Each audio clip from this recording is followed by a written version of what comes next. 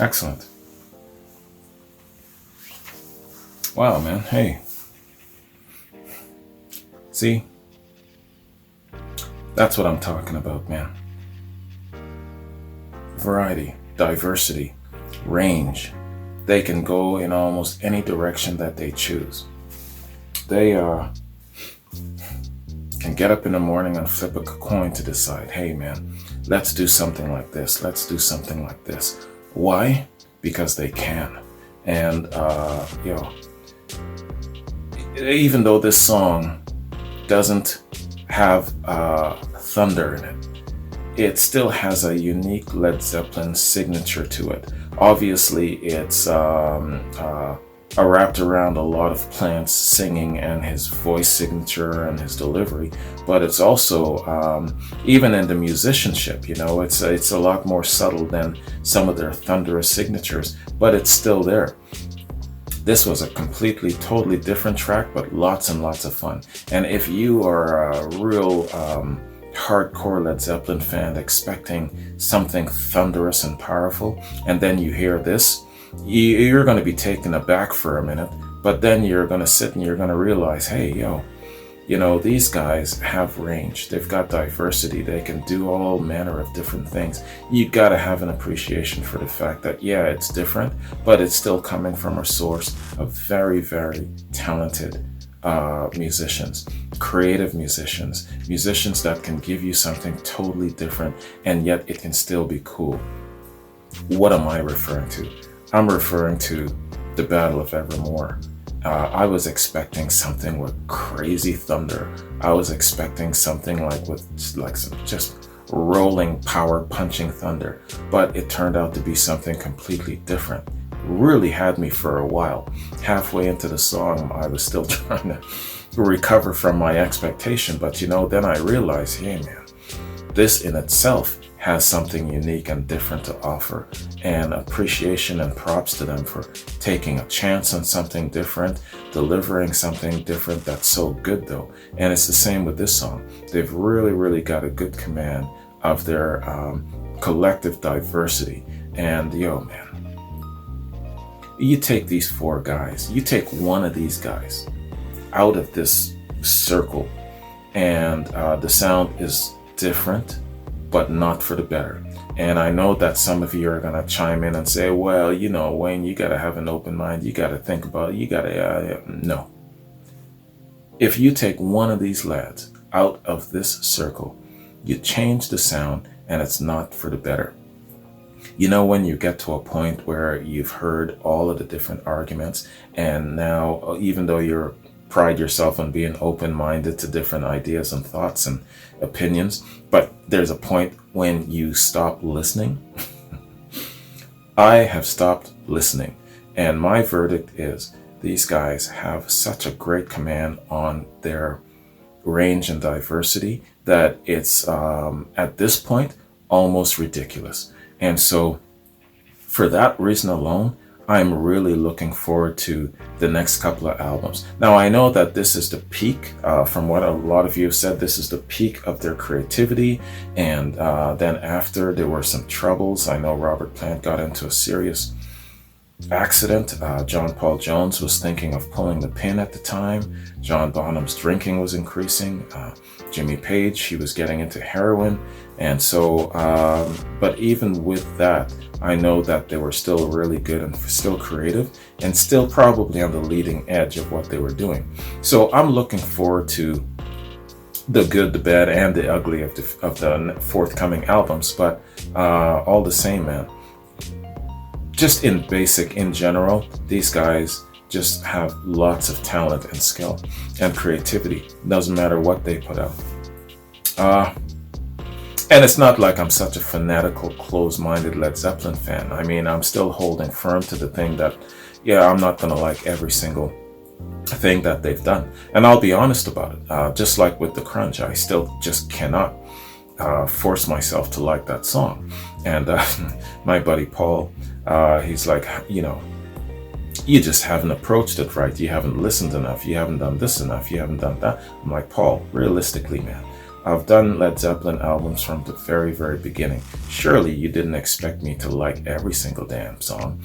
And he stood for a second and he looked at me and he's like, yes. Anyway, man, hey, I know that there's some crazy fanatics like that about Led Zeppelin. I'm not one of them, but I will always say that I appreciate how they will take a chance, and that they will stretch and try to do something different. That's to be applauded. And along with the effort, they just have the ability to create, and they have that over a lot of other musicians out there. And that's one of those great gifts that they have that's just distinctly theirs. And their style and their manner and everything about it is very, very unique. And that's what makes them great. 500 years from now, new generations will be discovering Led Zeppelin and saying the exact same thing that you and I are saying today. You know, so hey, what a legacy, man. All right, so let me do some research, man, on this song. Every song has a unique story. And, okay, Boogie with Stu. It's not a lot, it's just a couple of short paragraphs, like 3 short paragraphs. So we'll roll with it, man. Boogie with Stu.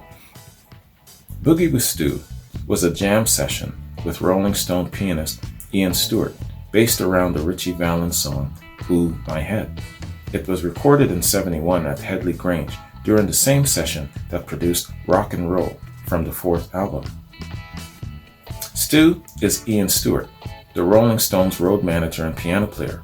The song was recorded when Led Zeppelin was set up in Headley Grange. They were using the Rolling Stones mobile recording unit, and Stu stopped in.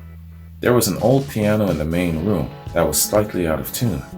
Stu was playing it, and Jimmy Page was tuning his guitar to how the piano was out of tune.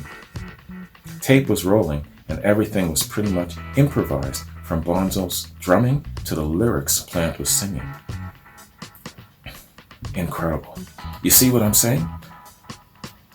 You start with out of tune piano, and then you take the talent of these guys and you throw it in the mix, and they create something really, really cool, right? So, yo, man, I'm definitely not stretching it where it comes to their creativity and their musicianship and the mastery of where they're at this point. That was pretty impressive, man. And improvised drumming and lyrics. How many of us wish we had this kind of talent, man? Stewart was considered the 6th Rolling Stone. Stone's manager, though, felt he didn't fit the image and kept him behind the scenes. Stewart died of a heart attack in 1985. This was recorded in '71, and it was used on physical graffiti to fill the double album. Lead singer Robert Plant played guitar, while guitarist Jimmy Page played mandolin. Okay.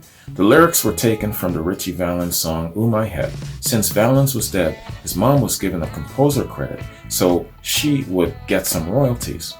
That's why Mrs. Valens is listed on the album. The composer credit reads as follows: Page, Plant, Jones, Bonham, Ian Stewart, and Mrs. Valens. It did not credit Ritchie Valens or Bob Keane, instead crediting just Mrs. Valens. Eventually, a lawsuit was filed by Keane, and half of the award went to Valens' mother, although she was not part of the lawsuit itself. Okay, and that's all the information we've got about Boogie with Stu. Very, very interesting. Yeah, always a great story attached, or an interesting story rather, attached to songs and how they came about and how they were inspired, and of course all of the drama and dynamics around the song as well. But from concept to getting it to us, there is always a story there for every single song, every single album, and I find that very interesting. even in their good, bad, and ugly stages. This is obviously not one of the best stories about Led Zeppelin. And of course, I'm going to wade into a pool where there's lots and lots of sharks in it and pitfalls. So let me wade into this very, very, very carefully. Let's talk about Zeppelin's legal troubles. Hey man, the good, the bad, and the ugly. I've been told many times that Led Zeppelin, they are talented, yes. They're masters, yes. They've got all of this. They've done great for music and all of that sort of thing. Can't be denied. But they were not the tidiest in regards to legalities. They didn't give credit to where it was due for using people's materials. And as we're reading on here, yet again, another lawsuit. So lawsuits after lawsuits after lawsuits. Here is my question. This is basically just setting up a question. Why so many lawsuits on the side of Led Zeppelin? Let's go back in time as to the atmosphere back then. Was it just one of those things where it was just that, hey man, everybody was borrowing things and using other things, and because Led Zeppelin became so notable that's why these lawsuits came about? I'm guessing because they were really, really successful, a lot of lawsuits came about as a result of their success. People knew that, yeah man, they had the bank to roll. So if they're rolling that much and they borrowed some of my stuff, sure, I definitely want to cut. If they were basically just kind of like, maybe a B, C, or D grade band doing the same thing, maybe they might not have attracted these many legal troubles, these many lawsuits. Is that a fair assessment? But all the same, overall, one will argue it doesn't matter what grade of musicians they are. If you're using somebody's stuff, give them due credit. If it's not in the form of money, if you haven't made any money off of it, at least acknowledgement, at least something in a sense. And so that's probably where Led Zeppelin has fallen short. Maybe that's probably kind of like a dark lining about around their great rainbow, isn't it? So why so many lawsuits? Is it just that back then they were ignorant about laws of copyright? Or was it just because, hey man, everybody was doing it, so therefore we're going to do it too, it's not a big deal? But then they stood out because they were successful. Were they influenced by the take no prisoners, hard negotiating style of their manager, Peter Grant? He was a really, really hard-nosed negotiator type. And did they take this kind of attitude in their approach to music and dealing with things, and that might have kind of caused them to get into trouble? So I'm basically asking the question, why so many lawsuits? Why were they so sloppy? Why did they not give due credit? Was it because that they're just a bunch of scammers? Or was it because they were ignorant of laws? What is it? Now, I'm opening up a can of crazy ass worms here, and I'm going to ask you guys, when you are responding to this question, first off, keep your responses classy and respectable. Don't attack other people for their points of view. Don't get into a pissing contest in the comment sections. And on top of that, don't litter the comment sections with multiple page answers, that sort of thing. So keep it short, sweet, to the point, and classy and respectable. I'm just trying to learn things. So educate me here, but don't attack each other and don't get into a pissing contest, okay? We're all here because we love Led Zeppelin and we appreciate what they've done, but at the same time, we want to kind of learn everything we can about them. So down the road, we can say, yes, we've learned and we've analyzed everything about these guys, the good, the bad, and the ugly, and we've learned from their success and from their mistakes and failures. So that's where I want to keep it. So keep it classy and respectable, okay? I'll be watching. And if there's somebody out there who is writing a damn novel, more than likely, I'll probably give you a warning that, hey, keep this short and sweet. If you are attacking somebody else, calling somebody names, or whatever the case is, I might even be encouraged to block your ass. So keep it classy. Just a warning. Anyway, that's my question, man. So educate me, because you're going to probably spare me hours and hours of research and reading. So if you're sitting on this kind of knowledge, educate me a bit. Why so many damn lawsuits? Why were they so sloppy? That's my question. All right, so let me scroll down to my notes here, man, and see where we're at. So I've got Pretzel Logic loaded to go. That is the third Steely Dan studio album, and I'll get on that very soon, probably as soon as tomorrow. The next Led Zeppelin song is called Black Country Woman, and you'll see that sometime in about 5 to 7 days. I do one reaction per week. So Black Country Woman is the next Zeppelin song coming up. And oh yes, okay. I also want to give you guys a shout out and a thank you very much, everybody collectively, for 20,000 subscribers. I'm about a day or two away from hitting that mark. So thanks very much, man. I appreciate that. 20,000 subscribers is quite an accomplishment. When I first started, and you've heard me probably tell this story many times, I was visualizing 10,000 subscribers, having a nice little contained grouping of people, and probably know almost everybody by name type of thing. But I hit 10K subscribers in like around 6 months, and a year later I'm at 20K. So damn, man, I didn't anticipate or visualize the channel getting this big so soon. So thank you very much for that. I appreciate it. It just goes to show how important classic rock is to you, to your upbringing, your pedigree, and I take this shit very seriously. So thank you very much for in turn showing me your appreciation for what I do, how I approach things, and so it's just confirming to me that I'm on the right track where it comes to approaching things, and that you appreciate that. So thank you very much. 20,000 subscribers, man, damn. And you know what, I'll say this. Led Zeppelin, I will give them their due in regards to my subscribership. I believe that they are responsible for giving me that extra 10,000 subscribers over and above the 10,000 subscriber goal that I had. Like I said, I saw myself maxing out at 10,000 subscribers. And I said to myself in the beginning, between 2 to 3 years, I'll probably be approaching 10,000 subscribers.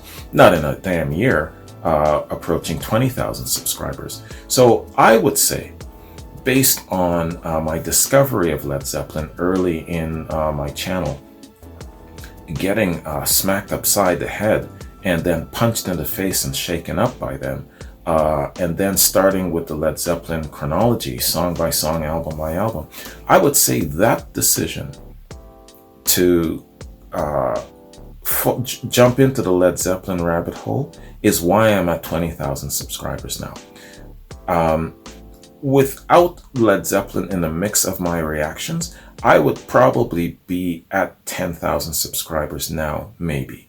So I give Led Zeppelin props for expediting my growth so quickly to reach 20,000 subscribers. Hey, you know, I've done a lot of reactions and that sort of thing, but there has not been such a great demand for any reaction, any body of reactions, as there has been for Led Zeppelin. And if I am late with a Led Zeppelin reaction, I'll hear about it. Some people have said, hey, you got to do more. You got to do more quickly. You know, if you don't do more, I'm going to unsubscribe. So where it comes to Led Zeppelin, people are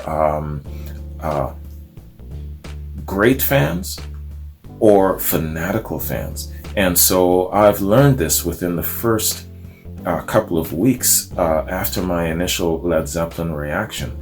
And so now, a year later, 20,000 subscribers, I definitely give Led Zeppelin props and their due for giving me at least a minimum of 10,000 of those subscribers. So that's how I feel. Without Led Zeppelin in the mix of my reactions, I wouldn't be hitting 20,000 subscribers in a year. You know, that's definitely where I'm at. So anyway, props to Led Zeppelin just for that. So yeah, moving along, man. I'm looking forward to finishing off Physical Graffiti. I'm guessing by the second week in December, and then starting on their next album after that. And sorry, I don't have the list in front of me. What is their next album after Physical Graffiti?